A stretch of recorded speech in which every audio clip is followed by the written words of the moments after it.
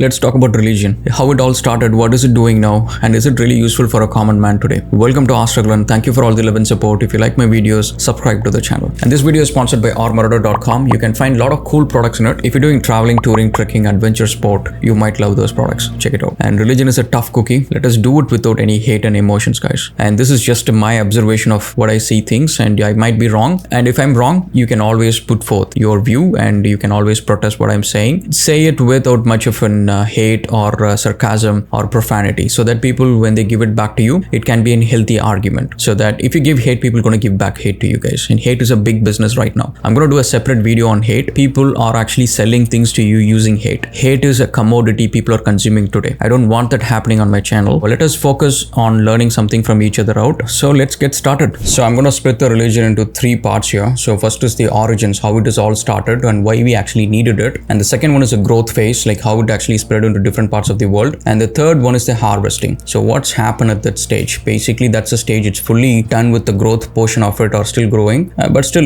like there is some portions of their functions changes. Something else happens. So let's look into what the origin, why we actually needed religion. So if you look at humans even today, there are two emotions we really can't cope up with. One is basically sadness, another one is fear. When we see someone close to us leaving us and they basically passing away and we are not able to cope up with that sort of sadness, the pain it creates from that sadness. And the second thing is a fear. Even today, a lot of people fear for their life, fear for their lifestyle, fear for their loved ones. People have fear, genuine fear. And both the sadness and fear, no one can easily take that away from us. People can say that, oh yeah, I'm going to be there for you, I'm going to be there to support you, but still the sadness, the pain it gives of losing someone is going to be with us. People cannot take that pain away, and that is going to hurt us. And the second thing is, like, if you look at people like around 10,000, 15,000 years ago, both sadness and fear is going to be a lot more than what we had today. There is no comfort zone, there is no safe zone. People have to literally face death almost every day. We will be hunting close to close with wild animals, and we had natural disasters from flood to tsunamis to forest fires to tornadoes and everything. So all the natural elements were coming hard on us. Basically, humans were looking at death and fighting for survival almost on a daily basis. Now, when that happens and when there is no hope, that no one is there to coming and saving us, and we had to invent something. We had to invent something that's going to give us hope, and that hope is basically God. And now you guys might be thinking that, oh yeah, I have the best God, I have my only God, all the other gods are fake, I have the best religion. You might all think all that right now. But just like how you think today, the same way 5,000 years ago, bunch of people thought that's the only God, that's the God is the best God, they would have taught. And then 10,000 years ago, someone would have thought the same thing. 50,000 years ago, 20,000 years ago, 1 lakh years ago, 2 lakh years ago, that's basically the total history of Homo sapiens. We evolved from Homo habilis, Homo erectus, and Homo sapiens. Even if you look at the lifespan, like say the total history span of Homo sapiens, if you expand it, that's around 2 lakh years. And the documented history that we have here is around 5,000 years. So that means most of the religion that we follow today are very young, and even including Hinduism, which is the oldest of the bunch, which even if you put it across, let's say another 5,000 years or something like that, it is still a lot young compared to the whole history of Homo sapiens. That's the current species we are right now. And now if you look at it, that particular portion where the history, even the documented history that we're looking at it, look at how many gods have came through. Mayans and then Egyptians, Greek, Macedonian, Sumerians, you can name it. Literally every portion of the world, every tribe in Africa, every tribe in Asia, even Sentinel Island people that is there, and micronations. If you look at all of those guys, they all have their own set of gods. Many of those gods changed, many of those gods died, many of the new gods came in, got replaced, got converted. A lot of these things happened as well. And coolest thing is, like, all of those gods are created in the form of a human form factor, and they all have the local representation of it. It means like God in India look like an Indian, use the weapons what people used in India used, and the same thing happens with all the other portions of it. None of the gods used AK-47 or something futuristic like a laser gun or something like that. So the stories that happened with these gods, they all spoke in the local language, they all created history based on the local geography. So that's common with all the faith except for Christianity. So where the God is a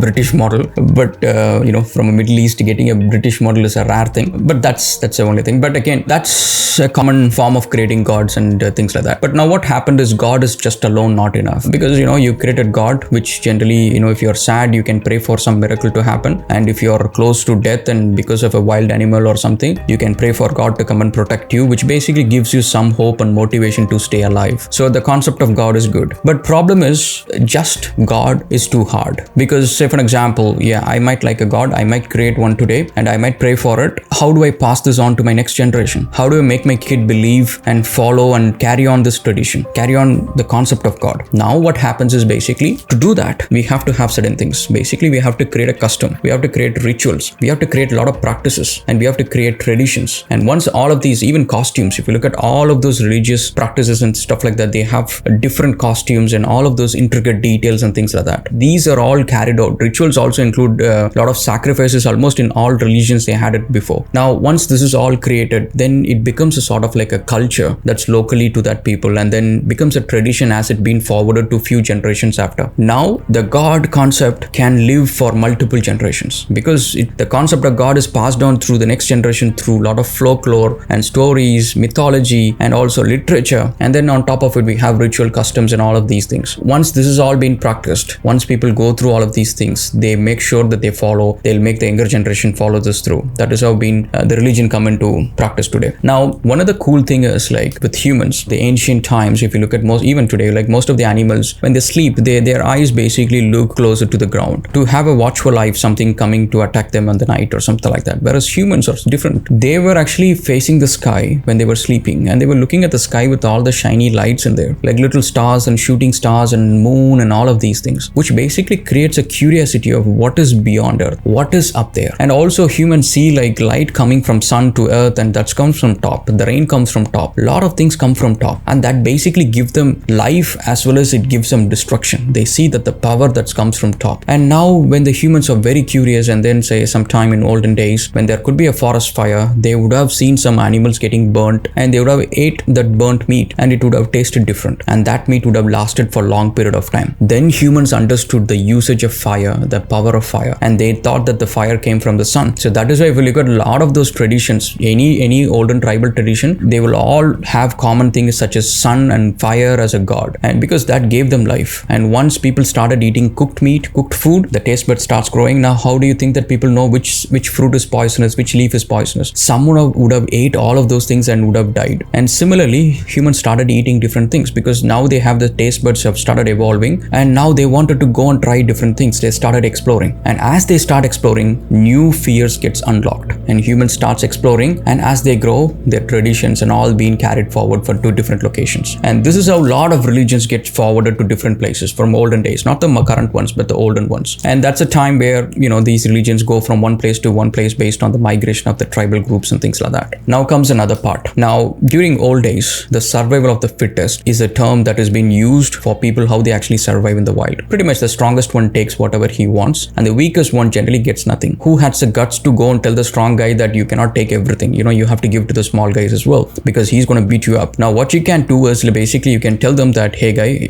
what you're doing is wrong. Then he might ask you, who are you to say it? See, don't get offended. I'm not going to say that. I'm not the one who's saying it. It's basically someone above is saying it. He's just saying through to me. If you're upset, talk to him. I'm not the one who's saying it. Now that is one good thing about God and religion. Now what happens is religion introduced something called moral compass. Humans were tribal, humans were barbarians, humans were primitive, and they don't really care. They go and loot, they go and fight, they go and do everything that they wanted. They don't even know what is right and what is wrong. So they had their own system of doing things, and they just were doing it. And now the moral compass is in place. So almost every tribe, everything, there is someone called a chief, there is someone who's elder, who basically gets all of this knowledge, collects it, and basically helps the next generation follow through this moral compass. Now religion plays a major role in this. So technically religion helped us to shaping us to decide, okay, what is right and what is wrong, because it is not individual to decide, because common sense is a rare phenomenon probably during those days. So they want something to say it to them that it is wrong and right. So that is how probably religion would have came into play. But again, like people need a way to communicate to God, and then they might have wishes, they might have something that they want special, something that they want desperately. So to do that, they invented something called prayers. Let's say you want something and you ask your parents, and let's say they'll say like, okay, they'll give you, and you ask again, you ask again, you ask for 10-20 times, nothing happens, and after that you will stop asking. But how is that prayers are still effective across the world? Multiple religions, multiple God, everything came and gone, still people are believing in prayers. How? I'll take a hint from quantum physics. In quantum physics, there is something called observer's effect. That's basically called a double slit experiment. So what happens is, it's an interesting thing. When you observe particles going through a double slit, it works differently. Whenever you observe it, whenever you see it, the particles behave differently. When you're not seeing it, the particles behave differently. And that is why people suspect that we all might be in a simulation. We all might be an NPC, non-playable characters. We all think that we might be the main characters. We might think that we are the biggest celebrity, we are biggest sports personal, we control media, you can think whatever you want. But technically we all might be drilling in a probably 2 or 3 level layers down in a simulation. And now, why people still believe in prayers? Because there are a lot of coincidences that would have happened. People still pray for God to give rain. It may not work all the time, but sometimes it would have worked. Because if we imagine, like if you are a computer program living in a simulation, if all the programs think about same thing that they wanted, maybe the program which is basically looking after us might listen to what we're doing, because the conscious is basically a digital footprint, and probably it might actually change the game environment based on the collective wishes. And maybe that is a reason prayers are still in works, and people believe that, yeah, of course you pray that it will work, and people still do that. Another coolest thing about the modern religions is they all forgive you, because if you look at all the religions which is gone before that, they don't forgive you. Doesn't matter what you do, what sacrifice you do, in most cases the things that you have to do to get forgiven probably much higher, because people are worried about afterlife these days much more than what people worried before. Before that, it used to be very expensive, I think, to get a ticket to afterlife when you did a lot of wrong things. You have to build a big building or something to put yourself inside. But now it's like people know that, of course you have to do a lot of wrong things, you have to be rude to people, you have to do that, do this. That's part of human nature to be today. People not ready to change themselves. Instead, let us take religion which gives us forgiveness. Then what happened? All the new religions came into place. Almost all religions will give you forgiveness. People might argue, but technically Hindus can go to Ganga, Hindus can go to Rameshwaram, and they can actually get forgiveness. All the sins can get washed away. Christians can actually go to church, and then they can get forgiveness from a pastor there. And Muslims can go to Mecca. So almost all religions have this concept of forgiveness. I think Buddhism, I don't think so. They give you forgiveness. They have a concept called karma. So you basically have to face it. But that's the origin of religion, I would say. So now with this one, we'll go to the next phase, which is basically the growth. How did it all go to different places?